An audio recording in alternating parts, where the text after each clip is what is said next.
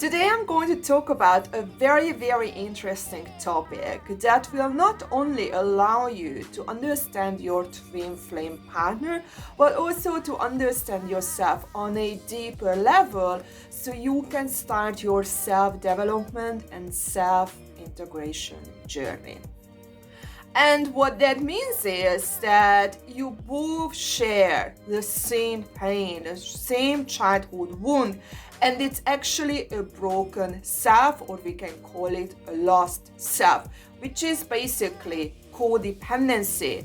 And it's manifested within you deep down in both of you. It doesn't matter if you are the runner or the chaser, as shame and denial.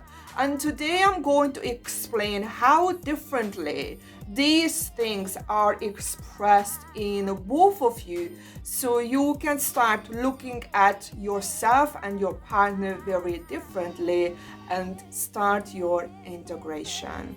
So first of all, we have to understand what codependency is. Codependency is self-abandonment. That's why you are both afraid of being abandoned by the other person. And it refers to the lost self, which means that both of you have lost the connection to the internal self, but you try to get the validation from the outside world very differently.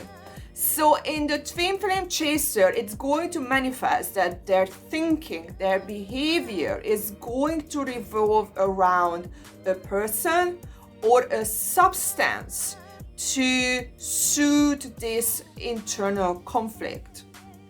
And your behavior is happening, and it's going to be true about both of you, to stabilize yourself, to get validation. But the problem is, this is where the codependency is, that you expect it from either another person, or if there is no other person, that's when it's very common that the person gets into substance abuse. And it doesn't have to be drugs or alcohol. It can be obsessing eating, or maybe watching Netflix 24/7.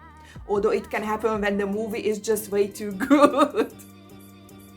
And the twin flame runner is also lost the connection to their internal self, but they are connected to their ideal self, an idea that is outside of them. So it's a little bit similar to the chaser, who is also connected to another person, but this other person is actually an existing other person, which is the runner.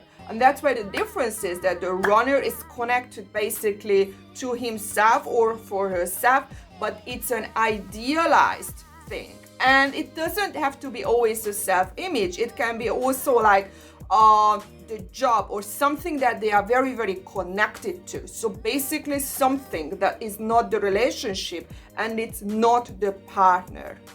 And again, both of these unhealthy behaviors and thinking patterns are there to stabilize this lost self and this very fragile self.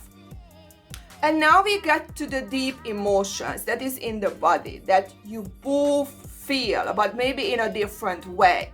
And that is going to be shame. And shame is coming from a dysfunctional family where you didn't feel unconditional love, and maybe you were shamed for certain things. So this dysfunctional family is present in both of your childhood, and this created the childhood wound, and you again came up with two opposite self-protecting mechanisms, two opposite ways to stabilize your mood and your self-esteem and your self-image. And the two opposite strategies is that the chaser is constantly seeking for love and approval, and the runner is constantly seeking for admiration and even the domination of others. So they want to feel more or better than others, and this is how the self is stabilized. And it's again, this is the fight against that deep shame that's at the very, very core. Getting love and validation, getting recognition and validation. And the second huge core wound and pain is actually denial, and it's coming from the fear of rejection, the fear of abandonment, that the chaser is going to deny their internal needs and feelings, that they feel hurt, they feel that they haven't received enough, or maybe the partner has let them down. And this is how they are coping, that they got disconnected from how they really feel deep down, and they just keep chasing the partner.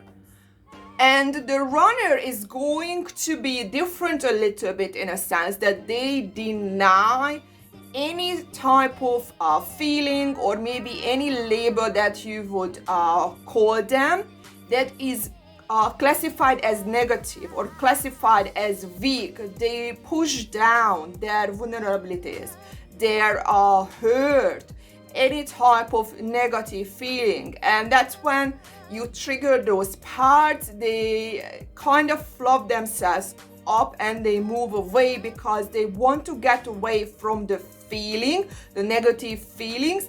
You are the one that is the trigger point, because that's how they feel, that without you, they feel different. They don't have these negative feelings within them, because they are more connected to this negative, and you are more connected to the positive memories that you try to get back, and you want to get more out or more of it. But in reality, the problem is that you are, both of you are unrealistic. You don't see reality correctly. You are too much under, you want still that positive, even when there is 90% negativity now. While the other version of you pushes everything away because they see the negative too much. It's like magnetized in the relationship, and they just go away, and they feel that starting a new relationship from scratch is actually a much better idea compared to go through the resolving the problems. Because when you have to resolve the problems, they have to open up, they have to see their imperfections, and that goes against this idealized self. So the denial is actually going against that shame that they also feel, and they feel that they would be rejected if they are not this ideal perfect self. And this is where many times the boundaries, the unhealthy boundaries, and especially the unhealthy communication just fuels this problem and just even tears you more apart. And in a completely different video, I'm going to actually talk about healthy boundaries and healthy communication styles and tips, how to express what you really feel in a way that the person can process it and it's not going to feel as a direct attack. I really hope this video gave you some clarification, and see you in my next video.